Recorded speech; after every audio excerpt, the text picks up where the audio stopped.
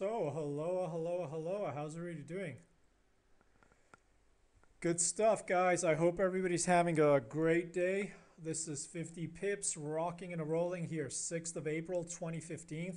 Not making any trade calls or recommendations. And again, as you guys know, per disclaimers on the website, on the blog, we're here for educational purposes only, right? We're not making any trade calls or recommendations.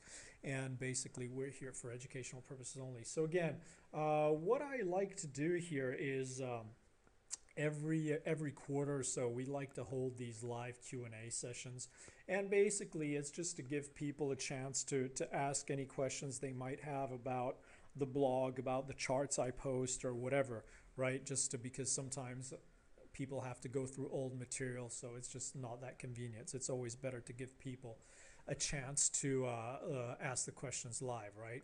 So okay, so sound okay for everybody? So I already received a bunch of questions here, so I'm just going to try and go through most of them and try and hold some kind of orderly fashion, right, or orderly process, and we'll take it from there. Okay. I think first of all we're getting a bunch of questions on the charts in terms of the markings on the charts. So I'll try and go through and we'll see if we can explain. So maybe we did it. Yeah, by the way, you see to the top left, you've got all those links that, so if you want to look at the blog, we put in a chart on gold today talking about gold, right? And one of the recurring questions that tends to come up is, what about those arrows you have? You tend to have I have those green and red arrows, and we tend to call them bull bear lines. So usually what we mean, and it might be slightly different here or there, but what it tends to mean is where we have a red and a green arrow here, it tends to mean that it's what we call, a bull bear line. So it means it's a big level, right? And it tends to be some kind of a range extreme. So whatever chart you're on, what that usually means is that as long as price is staying within those areas, it's a chop. It could be very quick, but it's fairly choppy and contained, or the most recent move is still the strongest. Once you start to see daily closes outside of those levels, we'd expect to possibly see a strong trend change or aggressive continuation. So in the case of gold, what it means is right now the range we're looking at is this 1250, 1200, 1150, and only on a daily close outside these ranges will we start to entertain the possibility of either a range shift to the upside or a range shift to the downside. Does that make sense? Okay. Yeah, the moving averages we have on the chart, right? And they're always the same. We're not massive fans of the moving averages, but what we do is we use them. Well, basically, I think they're useful to explain context or explain the direction. They're more useful to explain why we're making certain calls or what we're talking about. And the moving averages you will tend to see on our charts are always the same. There's only three moving averages that are up, can be up in any combination, and it's the blue one. Sorry, the green one is a 50 simple moving average. The gray is 100, and the black is a 200. There's nothing else. There's no voodoo. There's no magical moving average. They're all the same. It's always the same. Three different ones, and they can be used on any time frame. But those are the ones we tend to look at. Okay. Yeah, another question that tends to come up, and let me see if I can find something to explain, is, the what do the X's mean? Well, sometimes depending on what we do, sometimes if it's a chart I haven't changed, which is a chart from the weekly webinar that we do, that might be a level where we're holding stops on certain open positions, right? But if not, most of the times it's a level that indicates that if that level breaks, our most recent outlook will have to, is no longer valid, right? So in this case, here what we're assuming, well, this one's a bit more complicated, but let's assume if this was the chart, you know, our outlook, what we've been talking about since the beginning of the year is that we're looking for crude to base inside the 55-45 range. We expect this basing to be a process. We expect it to take months, if not quarters, but our outlook is that we've put in a low and we're going to base and try and retrace back higher, bounce, you know, possibly to the 63s, possibly into the 70s. So our outlook is valid, right, as long as we don't get a daily close below this level. And the X simply means that if we get a daily close below that level, our outlook is no longer valid.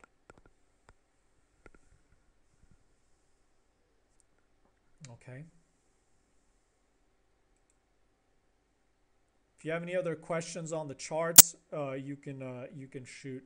Yeah, the other one, a lot of times you'll see arrows or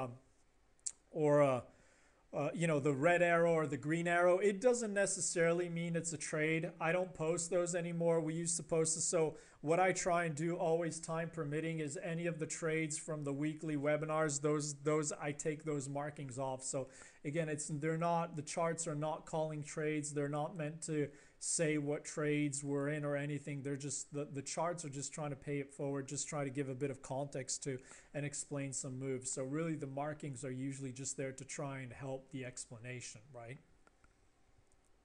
Okay. Yeah, and the shade, the blue, there's nothing special. It's just we shade in blue. That's all. There's nothing particularly, yeah.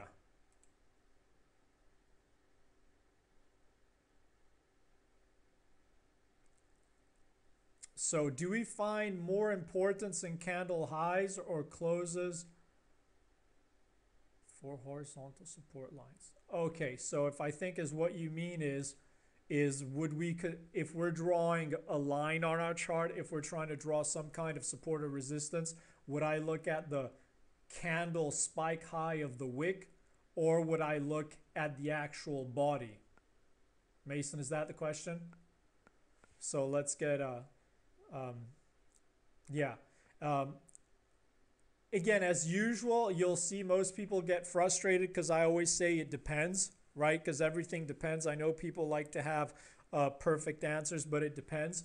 It depends on the context, but 9 times out of 10, the way we look at ultimate support or ultimate resistance is the actual high print or the low print. So we look at the wick, okay? The body, we'll use that as a level where we can look for potential stop hunts or fake out levels. So both levels are important, where the body is or when the wick is, but we use them for slightly different things. But if your answer is purely on, if I have to have a line on my chart, the line will be at the extreme high or low. Then if you're talking about trading, you know, it depends. If it's a stop, it will definitely be outside of the line, right? Outside of the highest print or outside of the lowest print. If it's an entry, then it will probably be at the candle body.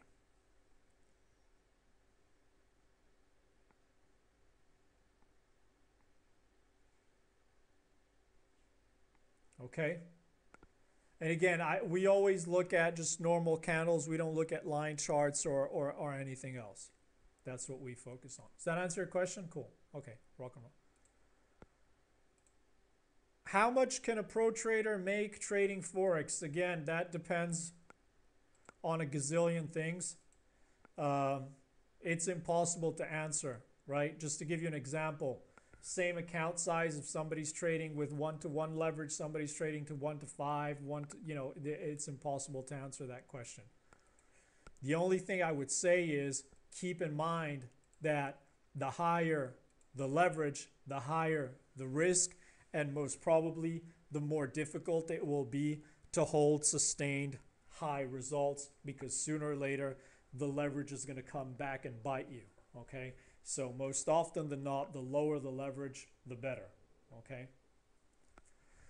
And let's just put it this way, what you'll usually see in terms of, again, I don't mean to spoil the party, but what you tend to see in terms of on the forums or on internet in general, where you should expect to be making 50% a day or 50% a week or 50% a month on your account, that's still daydreaming land. That's not true. It's just people trying to sell you a dream. Even if you do that, sooner or later the account will go bust, right? So those are not realistic expectations, right? The important thing is to do things slow and steady, and if you can put in 1 or 2% consistently every month, you're already king of the castle, right? Don't start thinking about 100% or 50% a day or 50% a month or whatever, right? It's you're not putting yourself in the best possible condition to succeed simply because the expectations are not realistic, right? Yeah, a lot of questions on the blog, right? The whole the blog, in terms of what we do on the blog, is in terms of posts. Yeah, the easiest thing is if you can sign up to the bottom left for you just subscribe to the blog with your email address. Again, I don't have your email address. It's managed by WordPress, so I have no idea who's subscribed on, what to do. Like a lot of people sometimes tell me, oh, I subscribe to the blog, can you take me off the list? I can't. You have to take yourself off. So again, there's no spam or anything like. The only thing that happens if you subscribe to the blog is that every time there's a post, you'll get it in your inbox directly. So there's not going to be any spam or crap coming in your way. Usually you'll get thought of the day and 1 or 2 charts a day. So maximum, you usually get between 1 and 3 emails a day, right? As you know, as I see a bunch of usual suspects in the room, there's no spam. We don't do any of that crap. You see the webinar here. I just send you the link and you come to the webinar. I don't want you to have your email address. I don't want to have to spam you. I don't want to send you a gazillion emails, a new email every 2 days selling you a new strategy, selling you a new crap or whatever. I'm just not interested. If you sign up to the blog, you'll just get the blog post. There's no other crap. It's just like here. You never have to register for any of the webinars we do. You just show up. I just do it. If one person shows up, I'll do it for one person. If 10 people show up, I'll do it for 10. If 100, I'll do it for 100. I don't care. It's just my way of saying, paying it back to the community, just giving up an hour, whatever my time. I don't care who's there or who's not there. I'm not trying to plug anything or email market you any crap at all. So that's it. Yeah. Yeah, exactly. Yeah, and now what we've done here in terms, we used to do basically those on YouTube video. That's the outlook that I post on Sunday.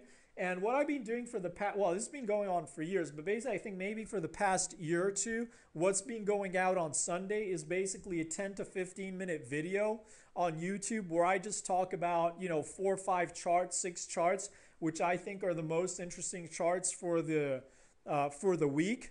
Recently, I've been getting a lot more emails and people are just saying, I don't know why, but it just seems that a lot of people are saying, why don't you just do one pair at a time or something? People prefer watching shorter videos, I guess. People don't want to sit through the whole video. I don't know. So what I've started to do, last week I did one on euro. Today I did one on gold. And what I'll try and do here, and just a little bit of experimenting, I'll just see maybe if I can do, time permitting, do a couple a week. So break them down and maybe go into a bit more detail. So instead of covering 6, 7 pairs in 10 minutes, maybe just do a video and spend 4, 5, 7 minutes on one. Just do it shorter, but spend more time on one chart, trying to explain a bit more things, right? Okay.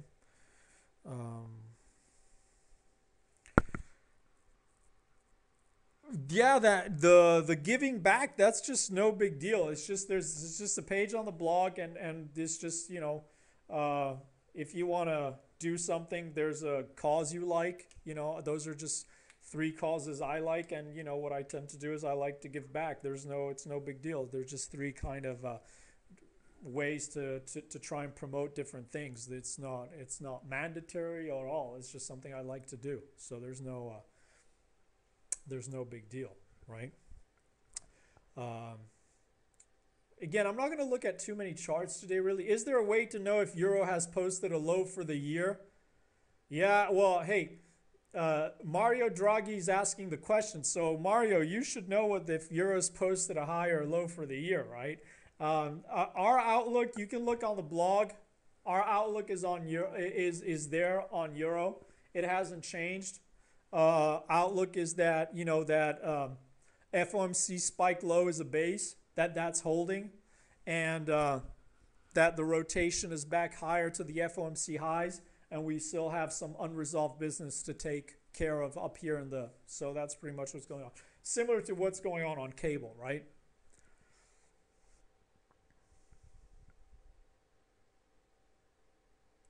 Yeah, I don't look at the dollar index at all.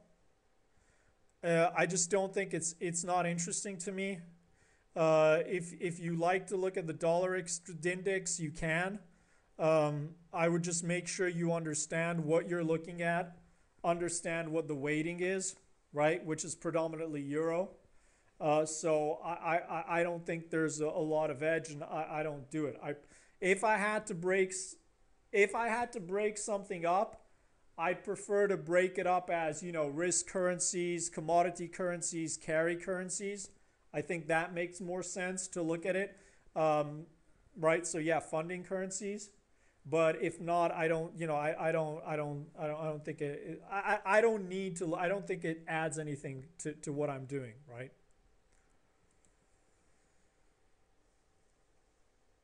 A lot of questions on what do I do to prepare my day? What is my daily routine like? So again, and I hate to disappoint, and I know a lot of people are going to think you get all these books and stuff saying every day I wake up and I look at the yearly chart, then I look at the monthly chart, then I look at the weekly chart, then I look at the 1 hour, 1 minute, one tick chart and all that, and I print out all the news. No, I don't. I don't. I just wake up. I open up my charts. My charts are marked with my support or resistances. I know what setups I trade, and I just hit the trades when they set up, right? There's no preparation to my daily routine. The fact that I'm there every day is I'm constantly preparing, right? That's different because I'm watching the charts all day. The only thing I will do is as I'm even though I don't really care about the news that much, I care how price reacts to the news. But what I'll tend to do is when I setting up all my computers, logging into my trading platforms, launching all my trading platforms, which will take some time. I'll have Bloomberg running and just listen to what's going on, just in case something blew up overnight or something silly happened, but that's more in terms of kind of like some background music, why, but, right? And again, it depends because I trade, there's very specific setups I trade. I'm not just trading something different every day. There are different kind of setups, different kind of things I look at that I trade. So since I'm looking at the charts all day, they're just in front of me, so I know what pairs I trade. I know the charts are marked with what I'm interested in. I know the setups I trade, and I just hit it, right, if anything shapes up.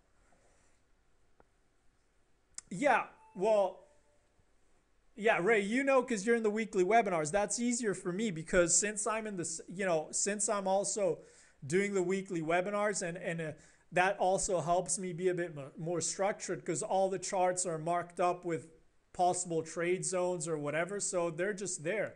So there's no real preparation I do. Now, I think the question is different, and it can be interesting if you're trading part-time, right? If you're not in front of the screens all day or a lot during the week, you don't want to just open up. You have to have some kind of a plan. So, but that's different. The question was, what do I do?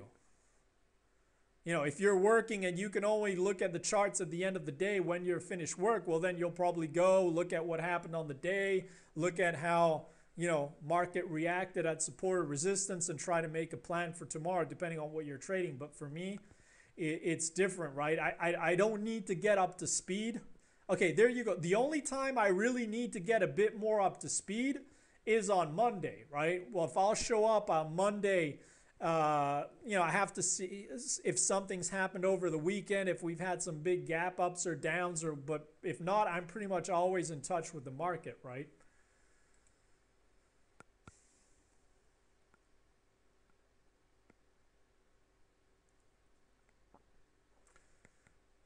Yeah, but you know, cable's also very similar. I'll try and do a video this week on cable because I've been getting a lot of questions on cable. So I'll probably try and do my next YouTube video on cable, sure.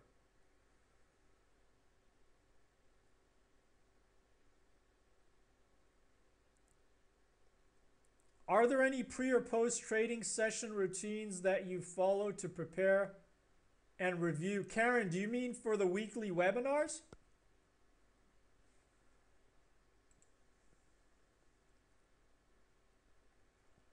What is a measure that you're trading successfully? Okay, that's interesting.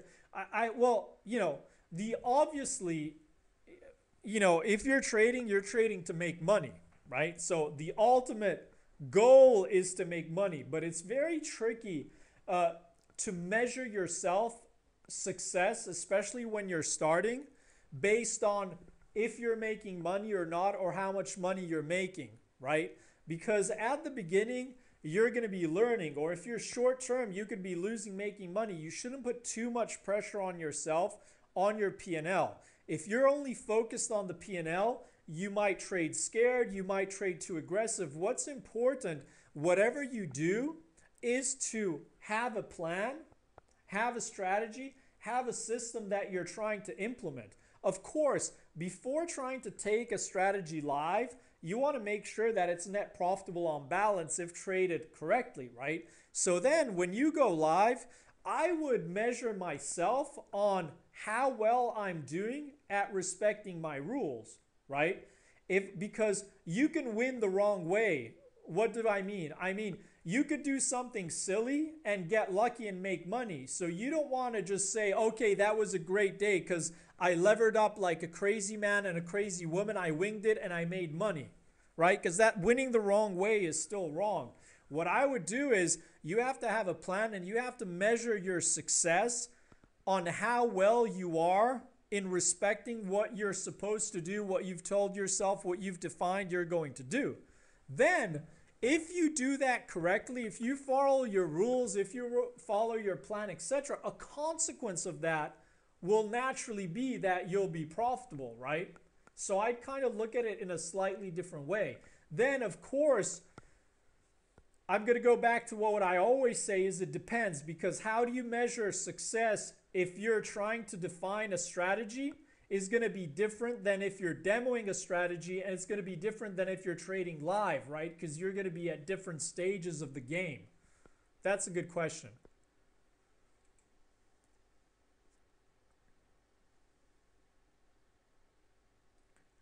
Karen, did you check my email out? And again, don't make things too hard, right?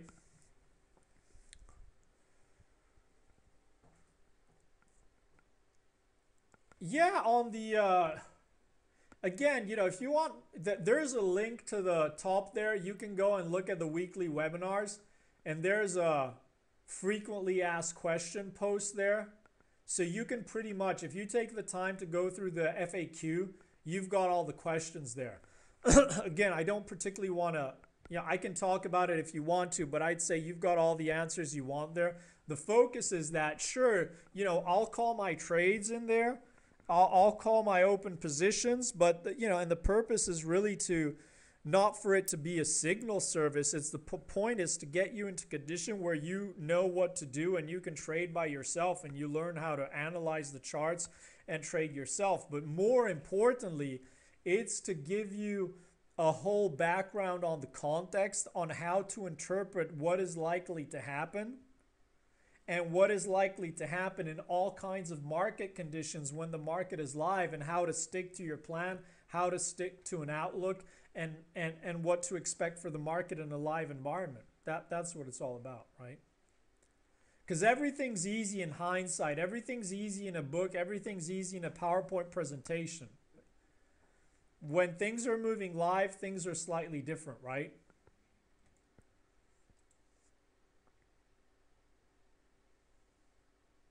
Commitment of traders, you know, it's the same kind of thing of option expiry levels and stuff. I think it's very interesting to get people engaged, and you know, people love to sell you stuff. How to trade based on the commitment of traders report. How to trade based on option expiry levels. You know, bottom line, I don't think there's an awful lot of edge. Bottom line, I think that when you're a newer trader, it's potentially more harmful than anything else. Because in a similar fashion to what the commitment of traders report, apart from the fact the commitment of traders report, if anything, it's a counter indicator. But anyways, it's lagging, right? But I don't want to get in a long discussion about that. But what it will tend to do, especially for newer traders who don't really understand them, both the OPEX levels and the commitment of traders, what they will do is, you know, they will tend to put a bias in your head, which will cause a lot more harm than good. So I think, you know, time is much better spent understanding of market dynamics, market psychology, and levels than worrying about that. You know, if there was a secret sauce or a real edge, you know, it'd be a very different story. There is, you know, it's a lot of it is just marketing dollars going through, right? And of course, you'll find somebody that's tell you or sell you a super EA that's going to make you millions off commitment of trader data or off OPEX levels. But again, everybody should be mature enough to know that that's fairy tales, right? Fairy tales.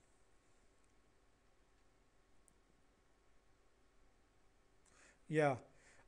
Question. You seem to be a lot less active on Twitter. Again, usually what I always say is I don't want to just tweet for the hell of tweeting, right? So if there's something that's interesting, I'll tweet it out. I think the difference is that recently the market has really been range bound, right? So sometimes before I tended to be repetitive on Twitter also because I knew there were a lot of new followers and stuff. But then I just think it just gets on my nerves because it feels like I'm always saying the same thing. So, because if something hasn't changed, something hasn't changed, right? So, and again, in terms of the activity, I'll tend to be a lot more active in the London session, a London Open.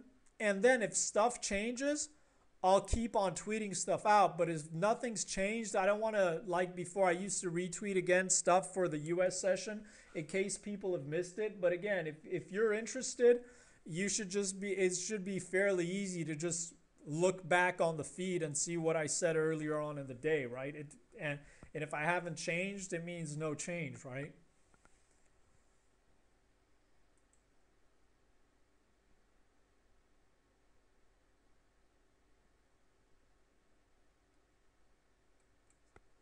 Yeah, and again, there's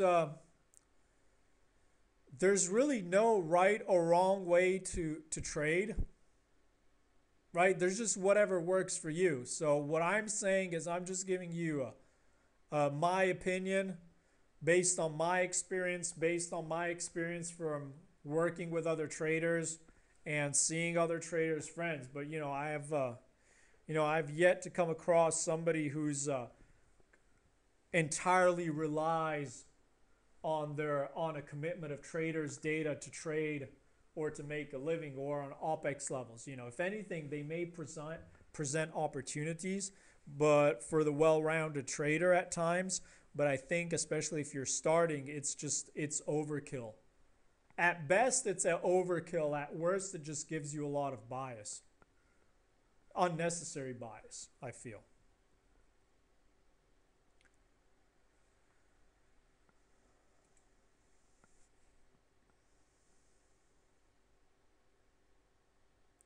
Is there a profitable strategy to trade Asian session? Well, again, these are impossible. There must be, right? I guess. But so again, the problem, I think the problem you're touching upon is an interesting one. Is, you know, is the fact that you're in a, let's be honest, you're in a forex unfriendly time zone, right? So and that's the thing that a lot of people misunderstand. You know, a lot of people think that simply because the market is open 24 hours a day, there should be trades available 24 hours a day, or that there are good trading conditions 24 hours a day, or there are strategies to take advantage of all the 24 hours a day, right? The reality is that there is prime time, not so prime time, and bad time, really not interesting time to trade. And so, you know, if you want to trade U.S. equities, right, or U.S. options or whatever, and you live in someplace in Europe or in Asia, it's going to be impossible for you, or unless you have a crazy life, right, in terms of time, right? So, you know, if you want to be very active trading euro dollar, and you can't trade London Open or, you know, early New York, it's just going to be very difficult because you're going to be around at times when it's just you and a couple of other retail traders and maybe some market maker there. So the reality is just that it's not there. So I think is you either have to make a decision of either you think the opportunity is interesting enough for you to organize your life around that time zone, whatever that may mean. Or if you're not able to do that, don't necessarily force yourself to trade a non-liquid instrument at the time that you're available to trade. Try and see if there's an instrument that's more liquid at that time. And as always, you know, what you want to focus on is liquidity. Yeah. So, and that might mean you might have to trade different instrument, but it's much better to trade a different instrument than force yourself on an instrument where there's no liquidity or it's just not right for you to trade, right? Guys, don't send me links because I can't open links here. So,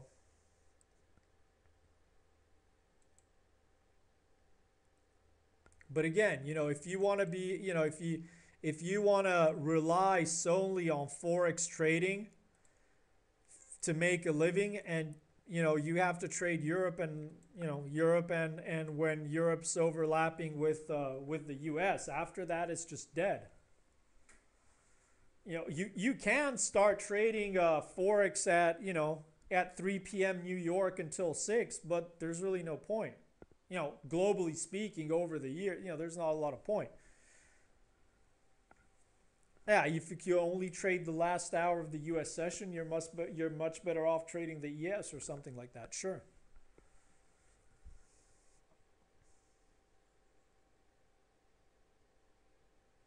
Yeah, that's open. The whole Darwinex discussion. That's again, it's there's a link up there, and I encourage you to take a look. Right, the link is there to sign up. Yeah, you know, we've already done one webinar with Juan, the CEO of Darwinex, on that, and you know I think it's very interesting. I think it's a no-brainer, right? I don't really want to. I want to use this session to ask any other just open questions people have. I don't really want to plug that. That's not the point of this session, but I think it's a complete no-brainer. You know, whether you want to trade and potentially make additional incomes, or just whether you want to trade with a good platform and a good option. I just think it's a complete no-brainer to be on Darwinex, so, and to be on the 50 Scouts link for sure. But again, I don't want to plug that here, but just go through that. You can send me an email on the or use the contact form on the blog if anything's not clear. But again, the only way I can't make it any clearer. I think it's a complete no-brainer. It's silly for I just don't understand why. Yeah, I think it's a no-brainer. Sure. Okay. Yeah, just send me a comment. Any other questions? Any other comments?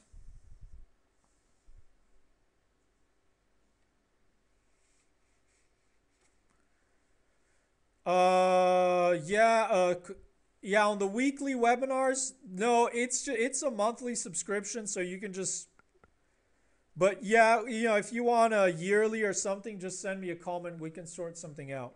Sure. Yeah, I think, in terms of Euro CHF, and as we said when we've been talking about that for a long time. And actually, if you went back on, not to labor the point, but if you go back on the blog, we've been talking about a year for ages. We've been talking about how things could get ugly and how stops tripped below the number it could get, of course, I think anybody telling you they expected that, the magnitude, that kind of magnitude, I think that's BS, because I don't think anybody expected that kind of magnitude. But, we'd spend the months ahead of the event saying, watch out. If anything, we're saying what, at least in the weekly webinars, we're talking about, it could be interesting to watch out, because if during the day that barrier goes, that could easily drop 200-300 pips, and then it might be an easy place to try and pick some up if it starts to stabilize. It just happened to stabilize a lot lower, but again, just not really that surprising. I think what's surprising is the magnitude of the move. That's clearly surprising. The fact that it happened, not really.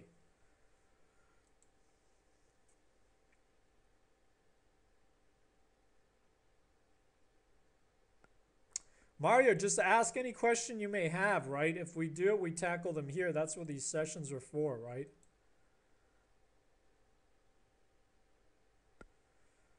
Question on risk reward. So do you prefer, yeah, so the question is, do you prefer trading with a fixed risk or looking at risk reward? I always prefer trading looking at risk to reward, or in general, I don't like, I like being more flexible in terms of sizing based on the context, based on the setup, based on the odds of a certain setup that I trade, right? Most of the setups I trade in general, depending on the context, depending on the general, they may be, for me, what I would call a full size trade, a half size trade, reduced size trade, whatever, right? So I'm not a huge fan of always risking the same amount per trade. So saying, I'll risk 1% of my account on every trade, because for me, not every trade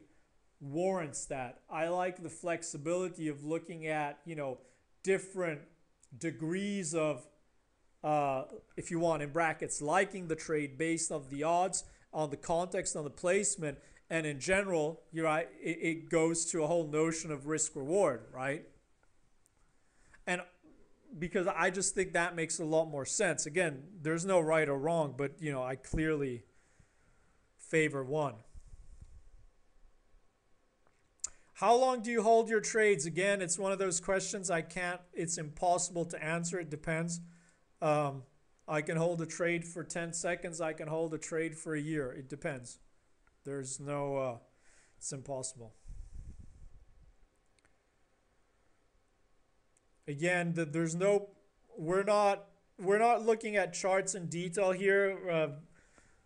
If you look back on the latest weekly outlook, we looked at CAD. There's no big change. Again, we're looking for the CAD. We were looking for CAD to put in a complex top, and we're looking for that aggressive move right back into the base, into the 124.50s, and that's done here. And now it's pretty much a whole, it's all a dollar story. It's related to crude, but there's clearly possibility of a bigger correction here. Long term, it still looks like in trend, but it would probably be time to see some kind of a healthy correction. There should be a blog chart up on the blog and a video outlook discussing that in a bit more detail.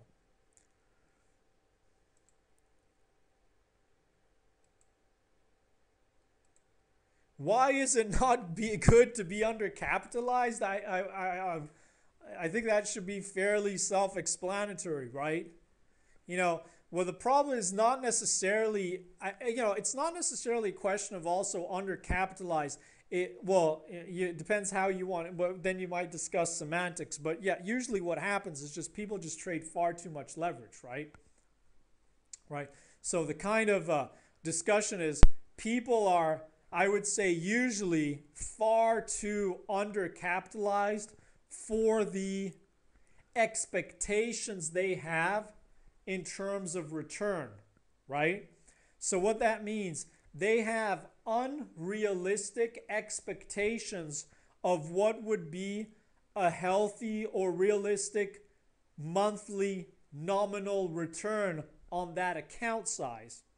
So what that means is, because number one, their expectations are completely out of whack, and because they really don't understand the basics of what is realistic or not, and because they don't understand the two-way effect of leverage, in order to achieve that nominal they're running after, they are forced to up the leverage. And what inevitably happens is they just end up trading too big, and even if they end up being profitable or working well for a while, sooner or later they're going to give it all back and more. It's just, you know, it's the story. It's always the same movie. And fundamentally that's because, and again, I don't want to start a rant, but that's fundamentally because the whole the whole industry and everything is geared to making people think that this is a get-rich scheme, maybe making people think that you should trade with silly leverage, right? Making people think that it's okay to trade silly low liquidity pairs. And so everybody has the wrong expectations, and they just ended up blowing accounts. But most of the industry doesn't care, because they get paid with your activity or selling you crap. So that's the problem. So again, most people that start on the forums or in general, they end up thinking that it's normal. They should be shooting for 50% return a month or 100% a month. And they can do that sometimes, but sooner or later, it's just they're going to blow their account. It's not a matter of if, it's just a matter of when. And that's why the Darwinex is so interesting, because it allows you to get paid while you're learning and without having to trade silly leverage. That's the big game changer people don't understand, right?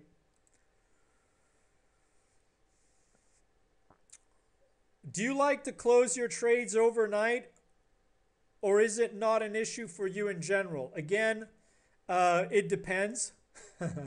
It depends on a lot of things. That the question is just a bit too general. So for example, let me try and put that into context for you. So if I had a trade open now, would I have a problem holding it overnight until tomorrow? Absolutely not. Sure. If we were talking now Friday afternoon, and there was a big and I had a trade open on cable, and the election results were going to be out over the weekend, and at the same time there was a big IMF meeting on Greece, and at the same time, I don't know what, the Queen was being held hostage somewhere, I would clearly not feel comfortable holding any kind of sterling position overnight.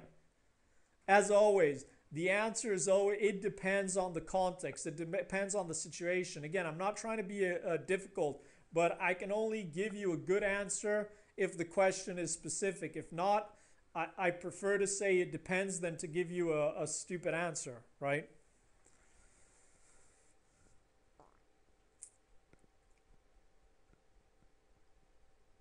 Good stuff. Any comments, any questions? Anybody been keeping the time? I have no idea how long we've been going on for. I think probably 40 minutes or so.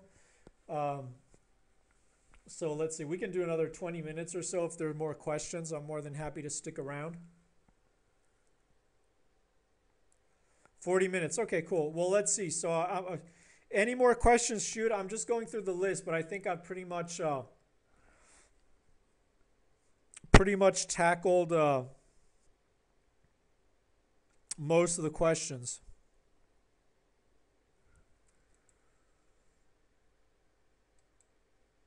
How often do I do these? Do you mean the webinars, just the live Q&A sessions, if that's what you mean? I try to do it once a quarter. I try to do them once a quarter. Again, as I said at the beginning, the best thing is just if you if you subscribe to the blog, you'll get an email whenever we do one. But I try and do it once a quarter. Sometimes we do more or less. But again, what is this? April. So in 2-3 months we can do one. Another one. I'll give an official open invitation to anybody that's listening to remind me if I forget in a couple of months' time. Just feel free, hit me up on Twitter. Hey, say 50, what up? You're supposed to do another one. 2 months have gone by. We'll do another one. I have no problem.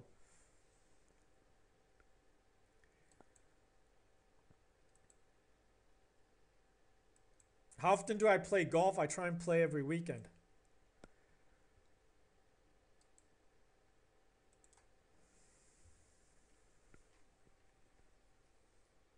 Okay, going through question. If you look at your trades, you trade gold, English. What do I primarily trade currencies, right? I will trade commodities, but my commodity trades will not be intraday. All my 99.9% of my commodity trades will be swing trades, position trades. I will trade the currencies very aggressively, both intraday and for swing trades. And I'll trade the indexes, so, you know, S&P, NASDAQ, whatever, mainly the S&P, both intraday, but mainly intraday. Yeah, I have no problem with DAX and Bund. I've traded DAX very actively. Recently, there's no point because I'm not going to get short at highs, and I'm definitely not going to get long at highs because it's just silly. So I just don't think there's a lot of edge for me. I don't like DAX that much, but again, I'm really I don't really mind what I trade as long as it's liquid and you know, good spreads. I'll trade it, right? I'm not too I don't care. I don't mind. A chart is a chart. I wouldn't mind if the charts were labeled with just numbers or letters instead of the pairs, or I wouldn't care what it is.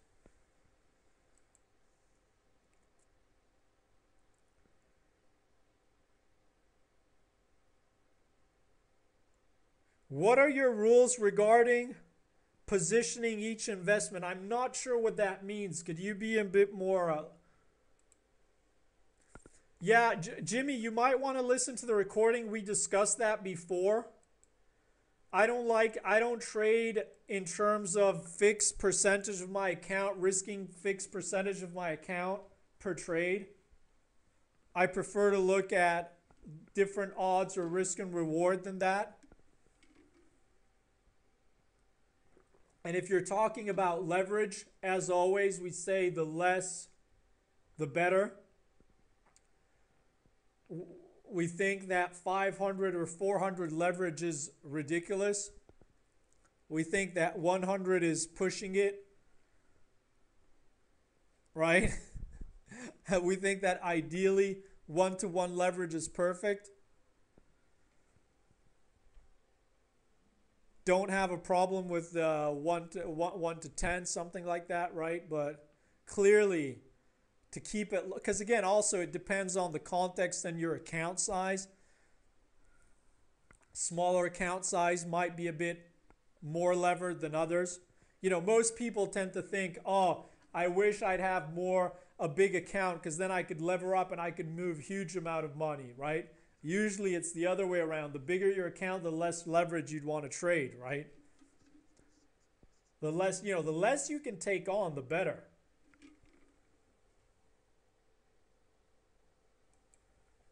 But again, a lot of people don't understand that simply because they don't understand what, you know, the real effect of the leverage or what realistic expectations are, right?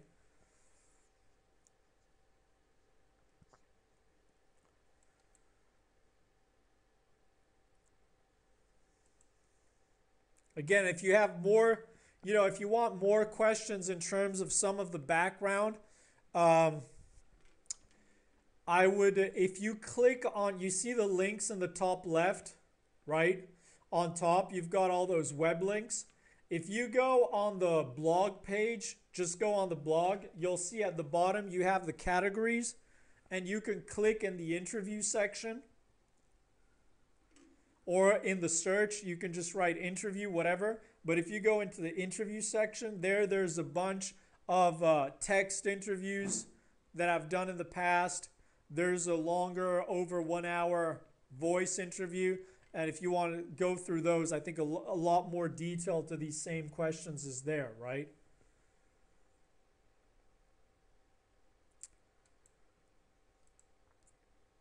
Do the songs I listen to have meaning? Yeah, sometimes yes, sometimes no. Um, a lot more in the past. In the past, I used to tweet a lot more songs that were kind of in line with what the market was doing.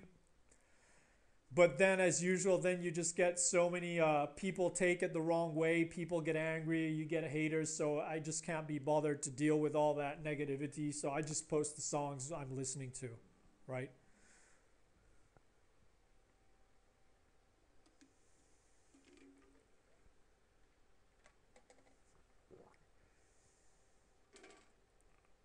Yeah, far, over 10 years for sure. Yeah, for sure.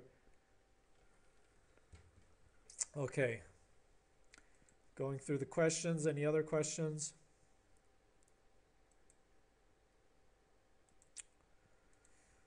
Looks like we've done most of them. I'm gonna get another last call for questions. Yeah, I'm recording it. I'll post the recording on YouTube as soon as the session's over. How long? I don't know. It depends. It might take a while to load on YouTube because it has to process. I think we've been going for about 50 minutes. So I think if it's a 10-15 minute video, it usually takes 2-3 minutes. So it might take 10-15 minutes maybe to upload. I don't know. It depends.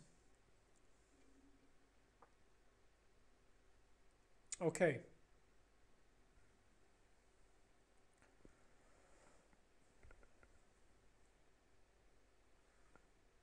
Yeah, we listen to a lot of 50 Cent. I stopped posting a lot of them, but yeah, sure, definitely listen to 50 Cent for sure.